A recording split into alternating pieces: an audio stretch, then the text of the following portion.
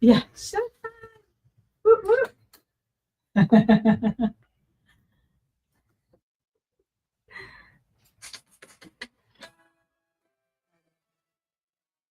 Right there. All right, what's up, everyone? Welcome to Silicon Zombies Brainwaves. That's right, you're on Pirate Cat Radio at 92.9 FM, Los Gatos KMRT 101.9 FM in Santa Cruz. Well, what a treat to have two marvelous ladies on the show today. Thank you so much, Gigi Kubursi and Rebecca Williams. Wonderful to have you here both. Before we go ahead and get things kicked off, I do want to do a quick shout out to the Frosty Frequency Fundraiser. That's a lot of F words, the kind we could say. Yeah. Yes. So just as a quick shout out, this is a community radio. So if you want to support, go to donate.kpcr.org for the Frosty Frequencies Fundraiser. That's pretty fun to say. Actually, exactly. Fundraiser. Closer. And so let's go ahead and get things off to the races here. Storytelling is just like so crucial, and it's been that way since the dawn of time. Yeah. One of the reasons I'm really jazzed to have both of you ladies on is not only are you marvelous community builders and communicators, storytelling is also one of your respective superpowers. So, Rebecca, you're launching a book. In fact, I think this is the only book. This is the only book in existence right now. Yes. It's called Presenting. Super excited. Yeah. Can I hold it up to the folks here? Yes. So check out this bad boy, and we'll make sure to have this information in the show notes as well. But let's get off to the races here. So Gigi, would you like to kick us off? Please tell us a little bit about yourself. Yes, hello. You can hear me okay. Hi, everybody. Gigi Kubursi here, currently acting as Executive Managing Director at Safra National Bank. I am a wife, mother of three amazing daughters. I've got a 19-year-old, a 16-year-old, and a 4-year-old, yes, a bonus baby. And I mean, a little bit about me. I just love connecting with people. Love to hear about how people got to where they got to. I grew up in a big family. I'm one of 5 kids, and my father's always told me to look at everyone around you, see what an amazing job people are doing, learn from them, and see how you can get there, and look behind you and see who you can take along with you. And that has just been so tremendous in work settings, at home, and it's just been a lot of fun. So maybe empathy plus storytelling is your superpower. Yes, empathy for sure. Yeah. You've got so many amazing stories. In fact, we're just kind of wrapping, getting the ball rolling, especially how you're able to tell stories with your kids, and then some of the interesting quips that they come back to. We'll jump into that in a little bit. Yeah. Rebecca, please share a little bit more, and maybe if you could share a connection with how we connected as well. Oh, sure. So hi everyone. My name is Rebecca Williams, and I came to storytelling through my dad. Actually, my dad was an opera director, and he worked with some of the biggest names in the business, like Luciano Pavarotti. I was saying earlier that I have kissed Luciano Pavarotti on the cheek. It's true. We need an applause button. Yeah, no. It was a long time ago, but still. And when I was a kid, my dad would pull me on the stage and say, "Hey, we need a kid for this role. Get over here." And I didn't sing or anything, but he taught me a lot about how to engage the audience and how to get them to laugh. And I honestly, at 6 years old, getting a room of 1,000 people to laugh, wow, I felt pretty powerful. That's crazy. So, yeah. So started there, and then ended up teaching around the world. I taught storytelling at Stanford Graduate School of Business, and then I've worked with teams and individuals at companies like Google, Meta, and Netflix. Sure. Let's stick on the humor thing real quickly, because I think it can be something that cuts through tension. Mm-hmm. It can drive social credibility. It brings people together. All sorts of fun stuff. I saw this is something that this sounds cheesy, but lives rent free in my brain, as they say. There was a journalist who went up to Steve Martin many years ago. and he had just gotten out of a car, and he was on the red carpet, and he's like, "Hey, Steve, do something funny, like make us laugh." And I was like, "That's kind of a lame question," but Steve's answer was great. He goes like that. It's just like, that's silly. He probably had that in his pocket and he was able to bust it out. What are some kind of like fun, interesting ways to maybe make people giggle? I mean, it sounds like you've had a lot of experience. Thanks to Dad. Thanks to Dad, yeah. Make people giggle. Wow, that's super putting me on the spot. But what's a good strategy? Gigi, feel free to jump in if you want. What do I do to make people giggle? I mean, when you're 6 years old, right, and you go like up on stage, right? Yeah. I mean, I think at stakes, anything you do is gonna make That's people true. giggle, right? It helps to know the audience too. It totally Yes. does. Yeah. I mean, so I'll dive deeper into what my dad taught me at that moment. Sure, yes, sure. 6 years old, super cute, walking on stage, and he taught me to do this little thing with my shoulder, like a little and like a little face, like a wink. I mean, so much of humor is the expression in your face Yeah. as well. You don't even have to say anything. I mean, Steve Martin didn't say anything. He made a noise and probably a funny face. Yeah. And they call it a funny face for a reason because it's funny, right? So start to use your face to make people laugh. And surprise, of course, like the elements of surprise. So do you guys think though that there's not very many funny people anymore? Because I've got my 19-year-old kid who's currently attending Berklee College of Music. She's a singer-songwriter. Shout out to Miriam, by the way. Yeah. But she had this whole thing about no one makes me laugh. No one can connect with. So I don't know. It's like, is that changing? Are we losing a little bit of that, or what's happening? I have so much to say on that. Oh, I love this. I would agree with your daughter. I think that people are on their phones too much. Okay. And myself included. Yeah. And I think we've forgotten to make things out of the moments that are they're nothing moments, right? Yeah. They're moments that don't have a punchline. And that's still material, comedians, they look at everyday life and make jokes out of it. So what's our problem? Do you think that there's maybe more social ramifications for potentially like upsetting people? So maybe they're not putting themselves out there in a way Everyone's getting like too sensitive. Right. Yeah. Well, that's a more eloquent way of putting I it. don't know, maybe. Yeah. A little bit. Or I think maybe there's not enough real life things happening that people can actually relate to because of the fact that we're always on our phones. A little bit of that, because the more we disconnect ourselves, the less likely we are to take things for face value. We're over analyzing or just trying to I don't know. Yeah. But I couldn't like pinpoint. I'm like, really? Like it's an astute and observation. then it is. And then I thought about it. I was like, I really can't remember the last time I like cried laughing. Wow. Okay. So well, the hour's young. Yeah. We'll see what happens. I don't know. I'm counting on you. You're very good. Thanks, Dad. So speaking of astute observations, it sounds like your youngest daughter is just kind of like ahead of the curve. Maybe what were some interesting recent experiences, like when you were chatting with her in the car or something like that? Oh my God. I think you might have missed this, but I was telling Rebecca. So, I mean, we all have our ups and downs and our days, and we'd be surprised how much kids actually take in and what they're listening to and what, how they're registering everything. But last night, actually, getting ready for bed, and she comes in and she said, "Mom, I just want you to know that I love you." And I said, "I love you too, honey." She goes, "And you know what? You're more than enough." And I looked at her. Here's this 4-year-old that's telling me, she didn't say that I was enough. Yeah. She said I was more than enough. Wow. And no, I did not start crying, right? Yeah. And I'm like, where did this coming from? But it's just like, who's telling you to tell me this? What do you know? What don't you know? But those are just some of the little things that happen because we are actually very connected. Like if I'm driving, and I think we're all guilty of this, like we do pick up our phone, Sure. Mom, hands on the wheel. Ooh. Yes. Okay. She's keeping you accountable. She's keeping me accountable. And that's something that I've always given to my kids. Like, when you're present, you've got to be present, and you have permission to call me out even as an adult because I have to do as I say. right? Not just tell you what to do. So That's like right. you've got to There's walk more the walk. You can't alignment just there. exactly. Speaking Exactly. of presenting, Rebecca, tell us a little bit more about presenting.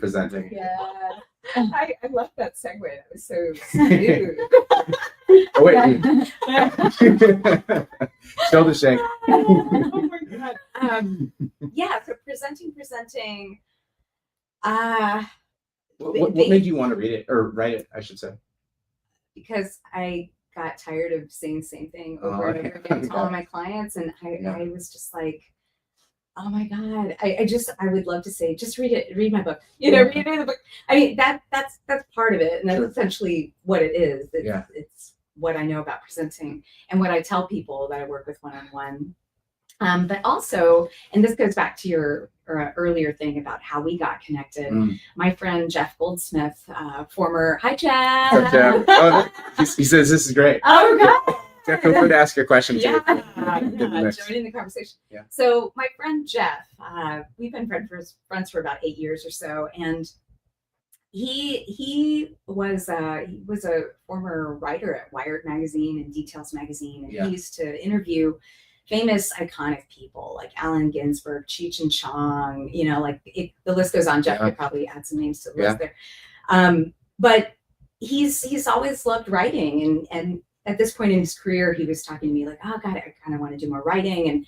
And so he came up to me one day and he's like, hey, I have an idea. Like, what if I interview you about your work and we turn that into a book? And I thought, that sounds great, because that solves my problem of being annoyed about saying the same thing all the time. So we did about 15 interviews and worked on it for a couple of years, and here it is. Wow. Yeah. I love the idea of taking several years to truly dive deep into understanding something and get data points and maybe extrapolate learnings from it and distilling it down to something. It's like, I put all my blood, sweat, and tears into this thing, and now you can, it's very readable. How did you accomplish that kind of seamless kind of narrative in the book? Well, so like I said, it was a series of interviews. So it is a conversation, which often in written language and spoken language are generally different things. This is something I coach people on because they tend to write presentations, and then when they go up to say the presentation, it sounds weird. Why does it sound weird? Because it's written language. Sure. You got to make it more simple, more punchy, simplify, clarify. So it started as a conversation, and then what it needed was some serious editing. So I went in and I did the majority of the editing and turned it into more of a narrative that had structure and kind of a beginning, a middle, and end. And I think Jeff also has a book that he did. He did the photography, he did the poems. The Cafe Haiku. Yeah. Yes. She gave me a copy of, which is like really beautiful. Yeah. He also did a book called This Book Can Make You Famous. Ah, wow. If that doesn't make you want to pick it up. I know. Right? I know. So like as we think about because Gigi, being in the banking world, you've got to take this history, you've got to establish rapport and credibility. I mean, banking is like arguably like one of the most important elements of building a business. Right. And you've had a really impressive career in the space. How have you had mentors or different elements that have impacted you as a storyteller? Yeah. Gosh, I can give you so many different answers to this, Nick, but one of the biggest things has been, or contributors. So I think everything in life is an art. Anything that you do is an art because it's all in the presentation and the ability to connect with people. Being in the financial industry for well over 20 years, a lot of it is about listening. It's just being able to understand what is the end goal of that individual in front of you, and having the empowerment to be able to come back and deliver on the need. And a lot of times it's without even the person in front front of you knowing exactly what it is that they need. Yeah. Right? Because we all have our special powers. We all have special gifts that we need to go out and pour into the world. And it doesn't matter what walk of life, whether you're in the private equity world, a doctor, an artist, a teacher, a florist. This is your gift, and being able to surround yourself by people that can help contribute to that, so you could be that best version of yourself day in and day out. That's my role, being able to figure out how do I add value to that.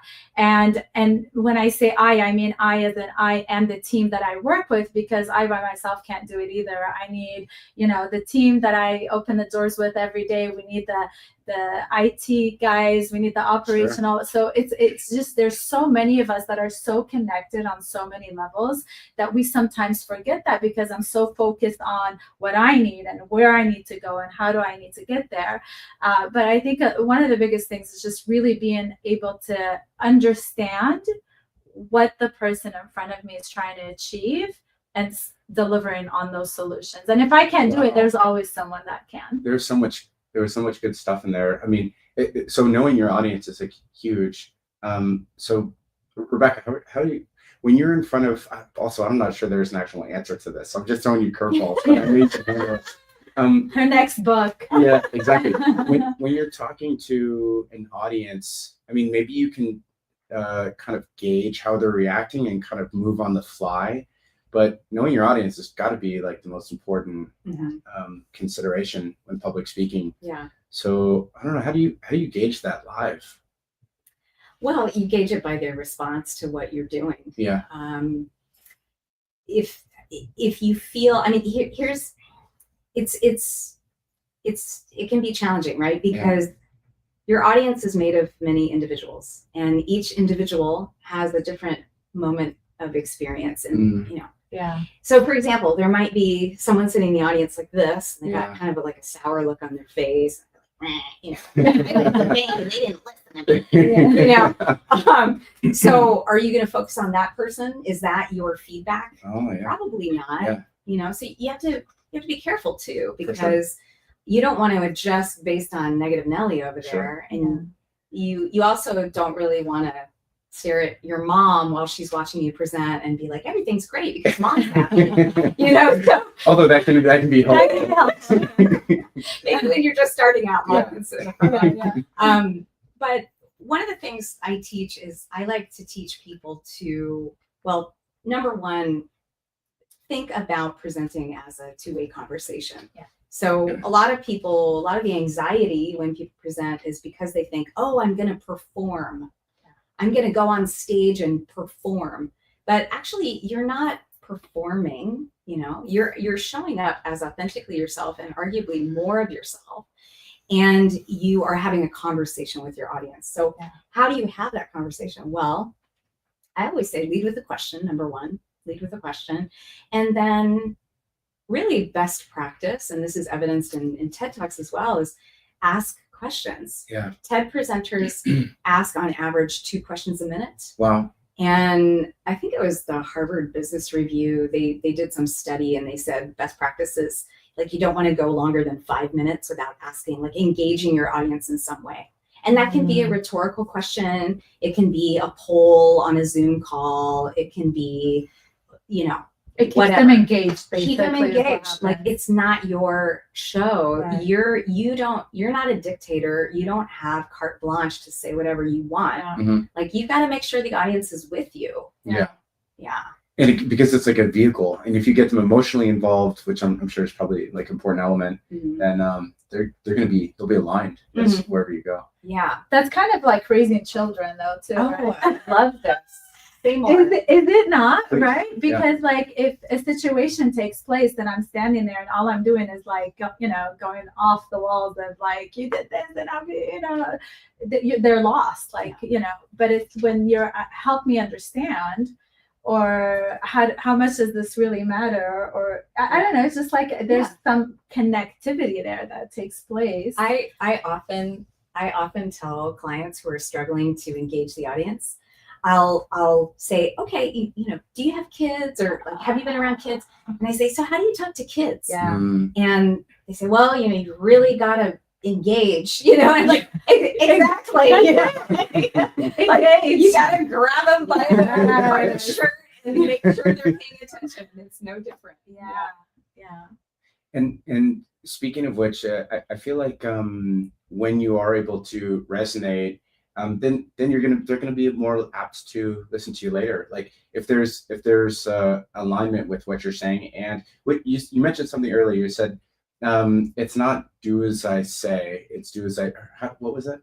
So basically, I have to walk the walk. Yeah. Right. Yeah. Don't just talk the talk. You know, I was talking about my kids holding me accountable to some expectations I have of them as well. Right. So like if I'm telling you, don't drive and be on your phone, I have to model what that means. I can't just tell you, you know, that's the way that it needs to be. So because kids learn, like even when you were sharing your story and you shared offline a little bit about how you got to where you are today, not even ever imagining that at the age of 6, that opportunity to be able to get up on stage with your dad and be around the people that you were around was going to actually contribute to where you are today. Mm-hmm. So whenever I think we think that someone's not listening, like even that person that's in the audience that's maybe doing this, okay, there's a lot of skeptical people out there, but my goal is to get through you because I know that you need me. I know you will find value in that, because when you lead with compassion and empathy and goodness and love, and know that,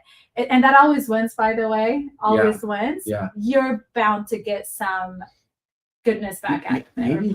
Maybe that deep down is actually it's an opportunity. Like if everybody was like, you know, ready to hear your message and already excited and super open, that might be like, for example, if you ever heard of the phrase, you know, virtue must overcome its opposite to exist. Like if I'm not afraid of heights and I climb a tree, well, that's not me being brave, right? However, if there is that guy in the audience and he's looking nasty or kind of sour, and then you're able to get through to that person, that's really meaningful. I would say probably more meaningful than just knocking out of a park with an audience that's ready to buy. And I also want to play devil's advocate here and say that there's always going to be someone in the audience that is not going to vibe with what you're saying. Sure. Yeah. And that is okay. And don't try to please everybody. And don't try to please everybody, and don't try to, and also don't spend all your attention trying to win that guy over. Because then what are you doing? You're kind of forsaking the rest of the audience. Yeah. So I think, but I think too that comes from being true to who you are, Yeah. right? Like knowing you're doing the right thing, and if you're responding, great. And some, you're right, there are just some that are just not going to change, like negative. Is it negative? Nellies or Nancy's? Nelly. Negative Nelly. Nelly, yeah. Nelly Okay. could be a fellow or I bet there are a ton of Nellies listening right now saying, What are they talking about? Shout out to all the Nellies. hey, Nelly, love you. That's like all the kids on their bikes, right? Like that we were talking about earlier. In fact, can you tell us? Right? Yeah. So I was with another individual in the car, and we were driving. I know that individual, because she'll know who she is. Okay. And we're going to drop off my kid, and there's all these kids on their bicycles going to school, and you know they're on every single intersection. And she's like, all these kids on their bicycles. I just want to get to the drop off. I said, calm down. These are our future doctors and lawyers and attorneys and you know startup companies. And she's like, and serial killers too. I love that. So I'm not trying to put a positive spin on it. Like, you know, we've got to plan all the great things that are going to come. These kids may save our lives one day, because in 20 years, that's just enough time they need. Not to overanalyze that, but I love that short story for so many reasons. One of those, it's funny, right? But also, like, there's a very natural, like, the setup, the confrontation, and then the resolution. So it's almost like there's a natural arc to these things. Speaking of authors, Vonnegut is one of my favorites. Yeah, me too. Oh, really? Yeah. So I heard him give a lecture. He was giving it on chalkboard, so it's probably like a while ago. And he said that there was 5 main shapes of a story. So, for example, as far as like, if are things good or are things bad, and then the time of the story. So like Cinderella, it's like a very common one, where it's like, she's got me and stepsisters, and then it starts like not so great. And then and then it gets really great because she finds her fairy godmother, and then she loses her slipper, and then of course she kisses Prince Charming, like everything. Sorry to spoil the show. But so like these things kind of generally speaking have different shapes. Stories have shapes. Who are some of your other favorite stories, or by Vonnegut or other storytellers? Who has had an impact on you, Rebecca? Oh my gosh, so many. Who is my favorite right now? Herman Hesse, Siddhartha was one of my favorite stories growing up. I don't know if you guys know about that. What was it about? It's about the life of Siddhartha, the Buddha. Yeah. And oh God, like I'm thinking back to when I was in college, because I feel like that was like my reading heyday before I was all obsessed with like, nonfiction and stuff like that. And I would read novels.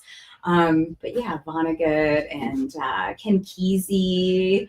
What were some others? Tommy Chong, who I think Jeff said that he interviewed Tommy Chong. While he was in prison. While he was in prison. Wow, that's pretty cool. Yeah, that is very cool. Yeah.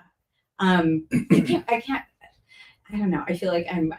There's just like too much good stuff. Yeah. I feel like Kim Kesey was kind of like a remarkable individual because he was like almost like an icon of a generation. Yeah. And maybe in the same way that Bob Dylan was. I just saw the Bob Dylan story. Yeah. Who you may or may not have heard when he was given the Nobel Peace Prize. I think he didn't go. He didn't show. That's kind of a an aggressive move. Sure. Yeah.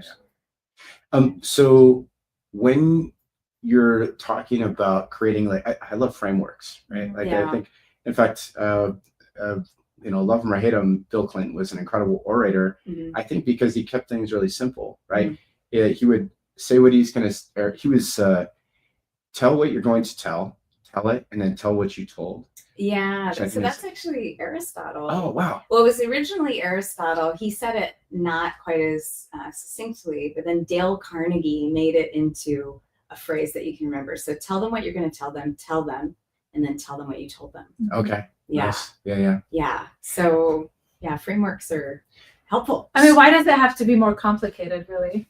I guess simplicity is the key, right? Best, Yeah. I mean, and when we're talking about communication too, when we're thinking about outcomes, there's usually only two, either positive or negative, right? And why do we have to there's just so many what ifs, but in the end, it's like, how do you want to feel in the end? Yeah. And how do we make it as simple as just being able to get there? Yeah. It almost feels like, and I just had this thought like a couple weeks ago, but like every single thought that we have in our brain is on a spectrum of like negative to positive. Yes. I don't know, maybe some are neutral. Yeah. Like you just don't care. Right. Or it doesn't matter. But if we can stand at the not at the helm, but maybe like stand at the edge of our brain and kind of just let the good in, and kind of block out the negative. That's got to be like a good long-term, because our thoughts become our actions, become who we are. Right. So I mean, that's, I think, one of the reasons why I do a gratitude journal in the morning and at night. I do I don't know if you guys have seen the 5-minute journal. That's actually, so this book, the size of this book, got my gratitude journal. Awesome. But a positive thought every time I'm feeling down, I just open it and something I'm grateful for. It's just a total practice. It's like going to the gym. Yeah. Some people, I think we have this feeling that, some people are just more positive than others. And okay, maybe there's a sliver of truth, but you got to work at that. You got to work at that. You are training your brain. So every morning, I said that I copied the size of this book from this thing called the 5-minute journal. You may have heard of it, by Intelligent Change. I love this little thing. So anyway, in the morning, first thing I do, you write 3 things you're grateful for, 3 things you're looking forward to, and then like some positive affirmation. And then at night, you basically reverse it and you say, what was great today? And I'm telling you, I notice a big difference when I don't do it. Yeah. It has to be a part of your everyday. It's like brushing your teeth or eating or whatever it is, or like exercising. You're telling your mind, you're telling your body, you're telling your soul how you're supposed to feel, how you should be feeling, you know. And I you know, every parent tells their kid, go clean your room, and it's like getting cluttered and everything. And the best exercise I've done with my children is like, okay, I don't want to clean it. Finally, it gets clean. Now walk out of that room and walk back in. And you can see their body just like they sit up straight, they feel better, you know, they're more eager to sit in their rooms. Or it's like going to a beach or, you know, your favorite kind of like Zen place versus, you know, walking into Goodwill, right? You just feel like, oh, the world, it's just like everything is falling apart. So it really, it's just, and it doesn't take much. Again, if you're going to react anyways, if you're going to feel anyways, why not keep it positive? Yeah, you know? Beautifully put. You know, if you're just tuning in, you're listening to Silicon Zombies Brainwaves on KPCR 92.9 FM in Los Gatos and 101.9 FM KMRT in Santa Cruz, Pirate Cat Radio. Also, again, if you're tuning in and you're feeling generous, we are in the middle of the Frosty Frequencies fundraiser. So please go to donate.kpcr.org. And getting back to storytelling and understanding these different principles, it's always it's interesting to me of how they're how crucial they are to the success of products and services, and also like educating.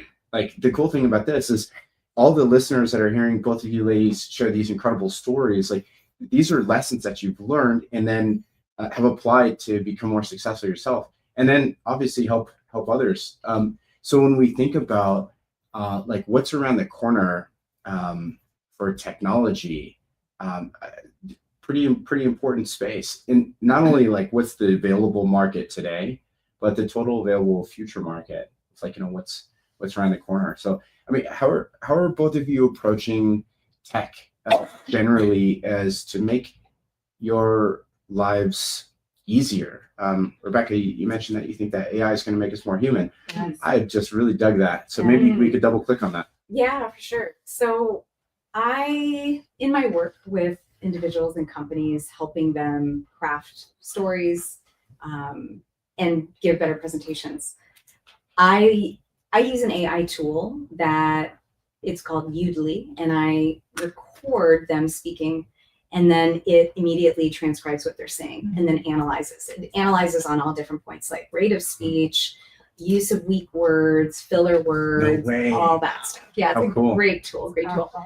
And it also analyzes elements like storytelling. Like, oh, you told a great story there. And I've trained my bot on story pieces. But at the end of the day, this bot it's giving good feedback, but it doesn't know enough. It doesn't understand the nuances of storytelling enough to give good feedback to clients. So I step in and I say, okay, so you told that story at the beginning of your presentation, great job.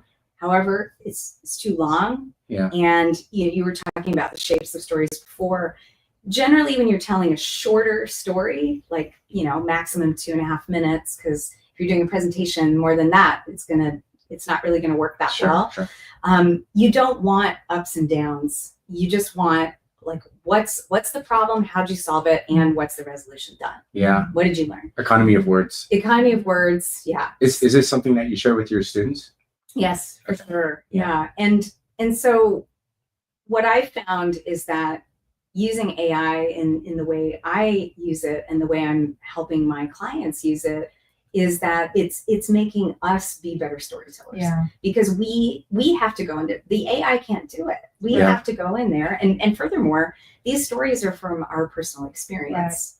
Right. Sure, you can tell an AI to make up a story, but what does it even mean if Sure. Stories exist to teach others stuff. Like that's full stop. Very, very exactly. But and you've got to be genuine. Yeah. Right. Like I think people can tell when you're being genuine and when you're not. Mm-hmm. And even if AI or the bots that you're training come back and tell you, here are the 3 things that you should say, there's got to be the delivery. It's not what you say, but how you say it. Yeah. Right? Yeah. This actually reminds me of a quote from Maya Angelou, which I absolutely love, where, people will forget what you say, people will forget what you do, but they'll never forget how you made them feel. Oh, yeah. That's like almost a currency. It's Yeah. like how you make people How feel. you make people feel. So like when you're storytelling, you're going deep. Mhm. I mean, Yeah. it's changed a lot of lives. I mean, how many people have you had on this show that have said, oh, I heard this and this is what it's done for me, Mhm. or I created this because of Yeah. this is what happened. So it's powerful. Mhm. Yeah. It also feels good to like you never know what the impact is going to be. Like if you can inspire somebody with a great story, like in your book, Rebecca, and all of a sudden they get to share that and feel good and positive, and maybe that positivity will lead to a promotion or whatever the case is. Like you never know what the end will be. And then on the same side, I love to hear that you're using these platforms like technology, like like if a human being reads from the time that they're born for their entire life, they'll consume 8 billion words, and these AI models are being trained like on 10 trillion words per month. So it almost feels like, if we can, if you've got a scientist that is not using AI, and then a scientist that is using AI, the latter is going to be far more compelling and almost like a tool. So maybe, I don't know, maybe we shouldn't be afraid of these things. That's kind of the genesis of the show, is to demystify emerging technology, to take the new and scary and make it like fun and approachable, so you can, I mean, we go back to like when typewriters first were created, or computers, or answering machines, or cell phones. And I mean, change is always scary. New beginnings are always scary. Yeah. But over time, I think as long as you don't take morals and ethics out of the equation, it could be very well beneficial to what we do with our todays and tomorrow. But we can't lose that. I don't think you can. Kernel. Yeah, you can never create a machine that's going to have the empathy and the ability to kind of go over, what's morally right, what's ethically correct. Yeah. So you can't. There's always going to be that human that pushes that button. And thank God. Yeah, Because that's part of the fun. I mean, like, at least for now. I don't yeah. Rebecca, you had mentioned frameworks. There was five points.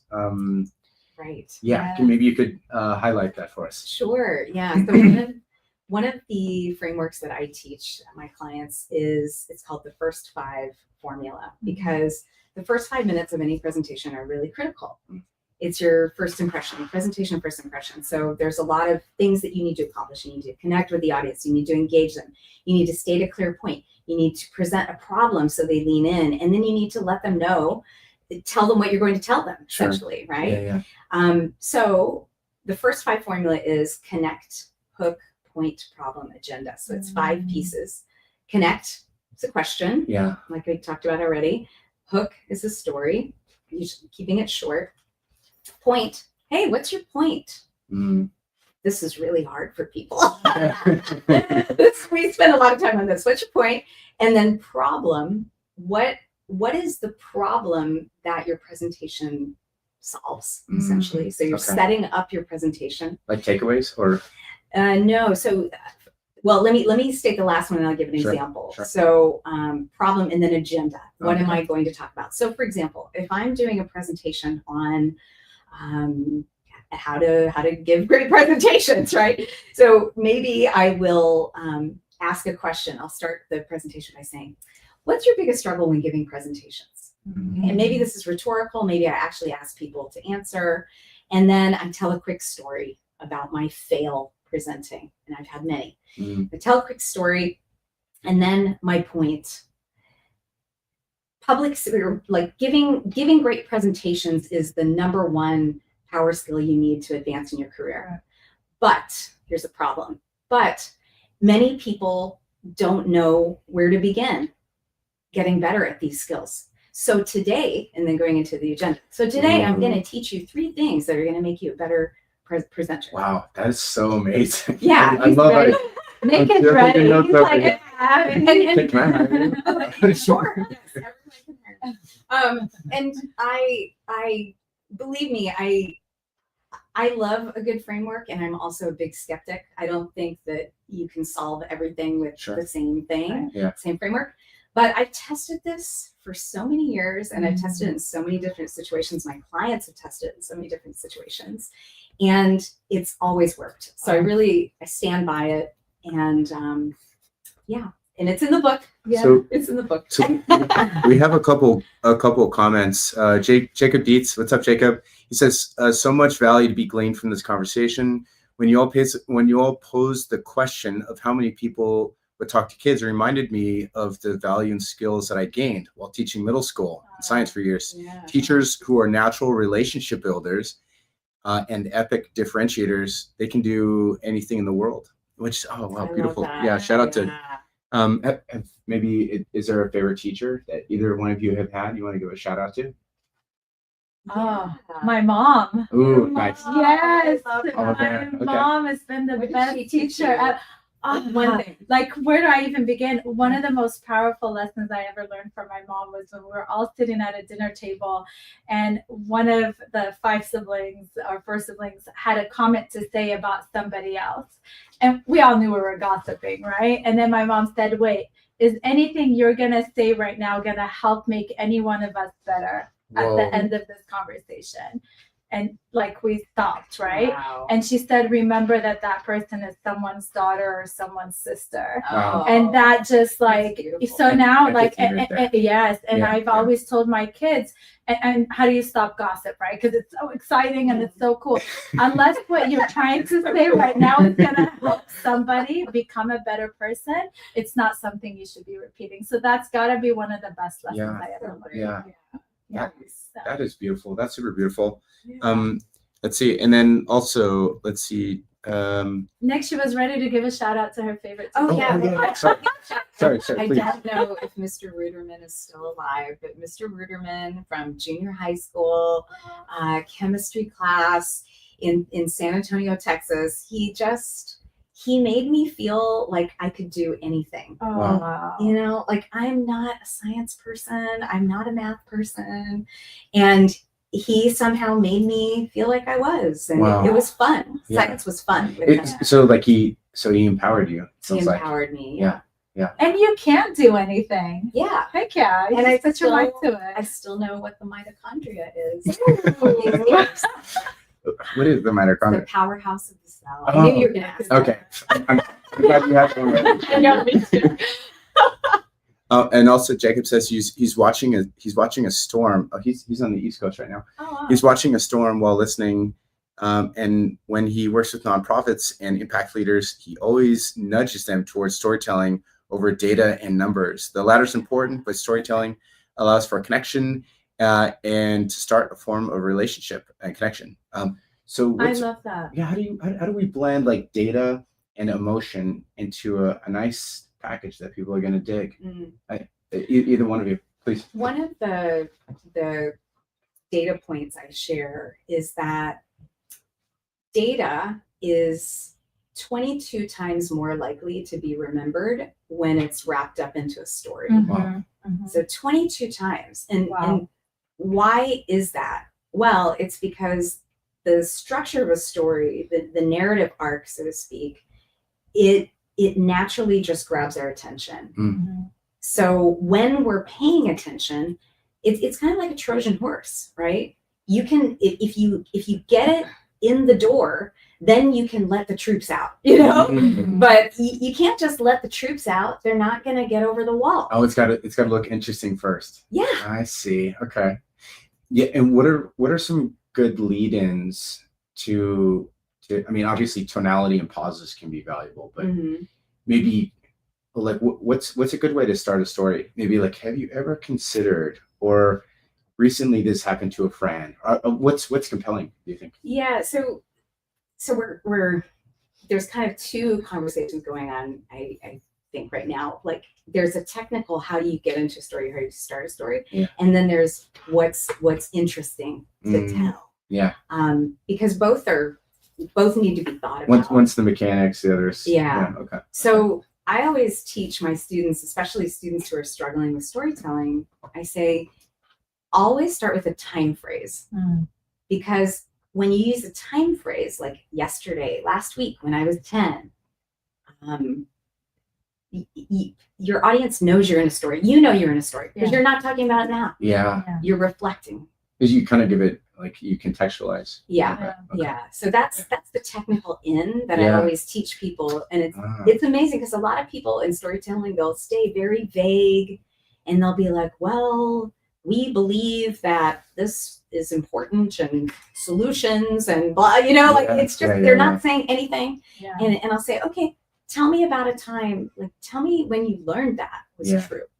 And I'll say, when did it happen? And they'll say, oh, right, last year. And then they'll go into story. So it's like this little switch that goes off. So that's like the mechanics of like how a story, I mean, once upon a time, it's the same thing. Right? Yeah. That is kind of a fun. I'll have to use that next time. Yeah. And then the second thing that you said, I can't remember the question you asked, but you asked a question. Yeah. And so that's interesting because that question, I mean, that's kind of the formula I just taught you, right? That's the connection piece. Connect, and then the next step is hook. It almost feels like like when you are on a journey with somebody, it's like almost like the listener can relax. Like there's no expectations of them. They can just sit and glean or take something from it. At the same time, and we had kind of talked about this before we went live, but on one hand, I get that it's not a performance, like it needs to be authentic and straight from your heart. However, maybe the audience is watching a speaker to maybe kind of like see if they could do that, or how would I respond if I was in that person's position? I know it's kind of like very meta, I don't know, but maybe like if they see somebody do something that's really compelling or interesting, maybe they're going to put that in their pocket for later and use it for themselves. Sure. Yeah. I mean, we're all stealing for art, Yeah. Exactly. And that kind of goes back to earlier when I was sharing about my dad, who said, you look at, who do you aspire to be? Where's that person today? How do I get there? And that's a lot of that. It's just, can I do that? Yeah. Well, the answer is you can do anything you put your mind to. That's the reality of it. But how much do I want to do it? Like, I grew up thinking that I could only either enjoy my life at home or my life at work, but not both. I completely disagree with that, because you're the same person whether you're at home or at work. Okay, maybe I'm not yelling at my kids, I'm not yelling at my clients. How about I bring you directly to work day? Oh yeah, my kids grew up coming over. You want salespeople, you hire my children. But I think that a lot of it is just really being able to, again, going back and understanding that we're all in it together, and it really is a mind shift. And in order for you to do anything, you've got to take that first step. Like you've got to start somewhere, right? And it's important for you to have people that you look at and say, can I do that too? And then quickly, if you want it bad enough, yes, I can. What do I need to do next? Right. And it's okay if when you first start off, it's like a little wild, or it's a mess. Nietzsche used to say that, like the god of war, I think it was Dionysus. And then eventually things become more like Apollo, or like refined. I mean, this is like the Greek gods. So we've been doing this for a long time. Like storytelling and such. What are some other things that you learned throughout the book writing process, Rebecca? I've learned that you have to persevere. Okay. Were there times when you felt like writer's block, or how did you handle the challenges that taught you to persevere? I never had writer's block, so to speak, because again, the book was born out of a conversation. It was from interviews. So so that was a really helpful process, a helpful way to approach it. I love writing. But I do understand that struggle of writer's block. In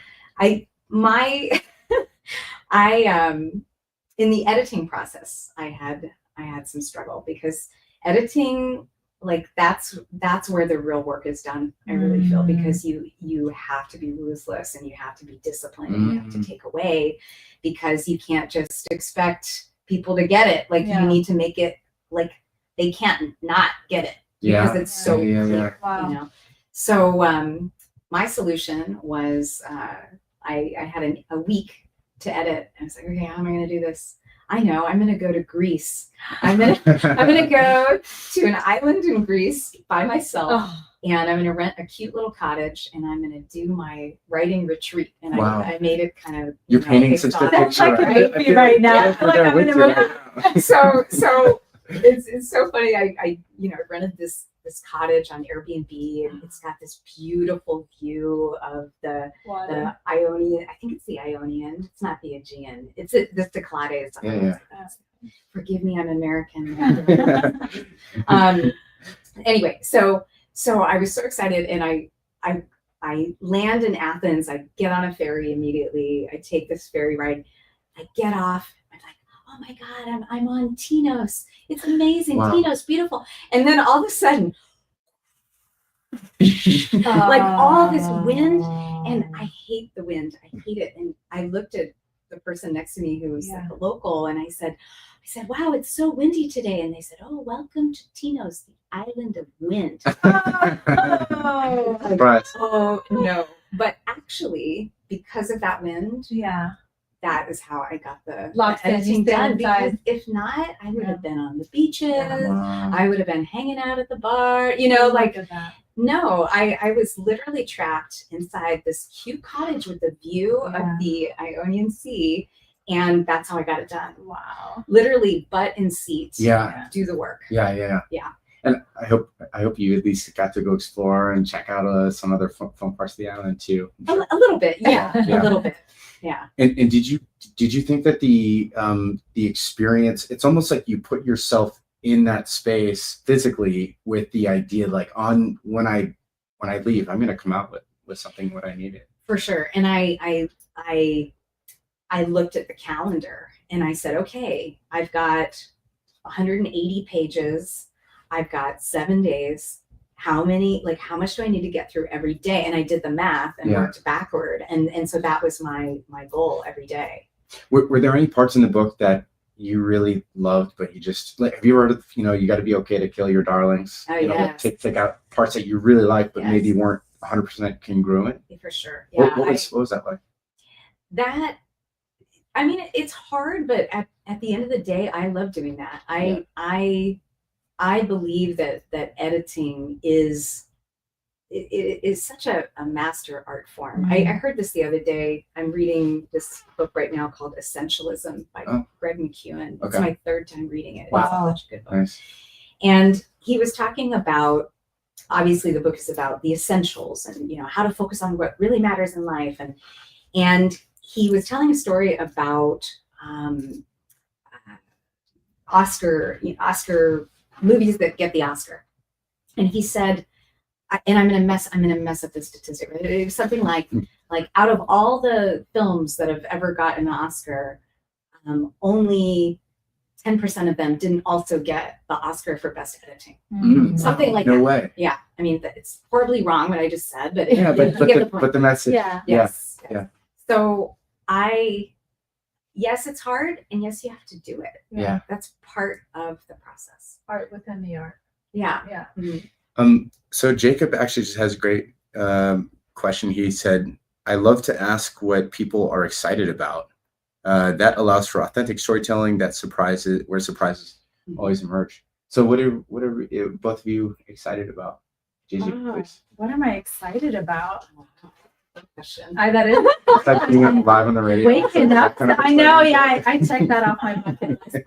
Waking up tomorrow morning and just being better than I was today. Yeah. That's pretty exciting. I think one thing that we do take for granted is time. Yeah. The greatest gift that you can give any human being is the gift of time. Wow. You can easily write a check. You can easily buy a present and send it. But being able to actually carve time out of your day to be present and be with somebody. So I'm just really excited to see how, the next moments in life get to be spent, and then again waking up tomorrow morning. To that point, I'm grateful for both of you for giving us some of your time today. Oh, thank you. It's such a pleasure. We all get 168 hours in the week. So like, what do we do? How do we spend that time? And like one of the takeaways that I've learned from you both today is like how crucial it is when we do work together. I heard a story recently of a farmer. It was a young lady who grew up on a farm, and she said that there was this understanding that we're stronger together. So like, if something happens on the farm, your neighbors are just there. Like you don't even have to ask for it. And it's maybe this kind of harkens back to like when we were tribes, where like survival really did require us to collaborate. And also like the feeling of like, I'm gonna help this person out because I may need it later too. And she said when the sun goes down and all the porch lights light up on the horizon, and everybody's sharing a meal with their family and they're going to bed, they're thinking, here's tomorrow will be an opportunity to go even further and improve. Yeah. There was a trust factor that existed, I think, and a sense of safety and security that might not be so present today, depending on exactly where you live, which is sad, but it doesn't mean that it needs to go away. Can you explain a little further? Growing up, coming from a different country to the States, we lived next to our neighbors for like 10, 15 years, and we just never knew who they were, like ever. And we were younger, like, obviously I wasn't going to go knock on the door, but until we actually moved out to another place. But then when I got married at a very young age, I'm like, I'm going to make friends with all my neighbors. Like, we live in the same complex. We're going to break bread together. So we would barbecue on the weekend, invite everybody. Oh my God. And they had all lived there for years and no one knew who the other person was. They needed the catalyst. They needed you. But like, it's like build community, right? Because like, if I need you or you need me, like we need to be there for each other. And how do you have that trust if you don't have community? And how do you build relationship if you don't get to know each other?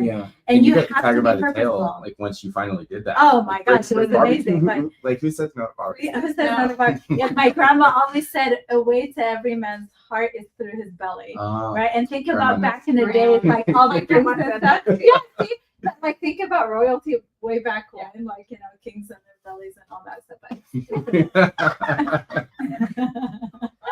So we got like about 2 minutes left. I know time flies when you're having fun.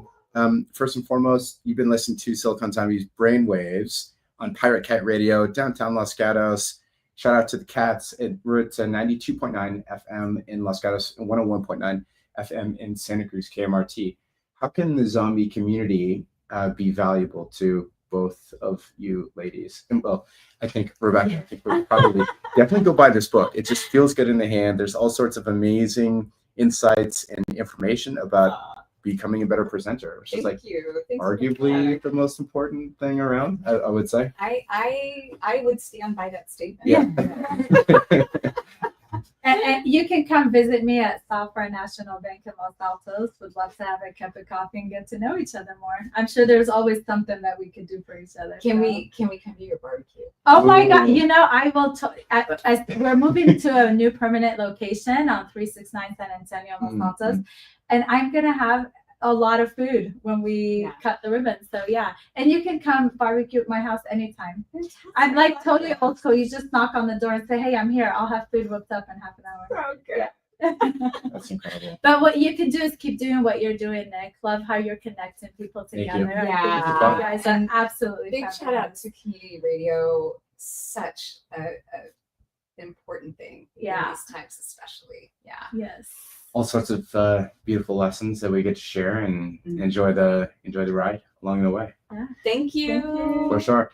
And to learn more about the best brains, go to siliconzombies.com. Shout out to Jeff for making the intro. And shout out to Arnie for introducing us to Gigi. Yes. All right. Well, thanks everybody. You've been tuning into Brainwaves. It's super high profile here, very, very fancy. And so be sure to for more of the best brains and demystifying emerging technology, check out siliconzombies.com. And until next time, be good to yourselves and be good to each other. Thanks, everybody. Cheers. All right. Oh, yeah. So good.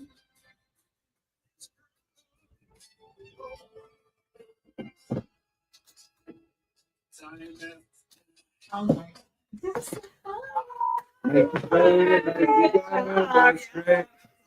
Okay, cool.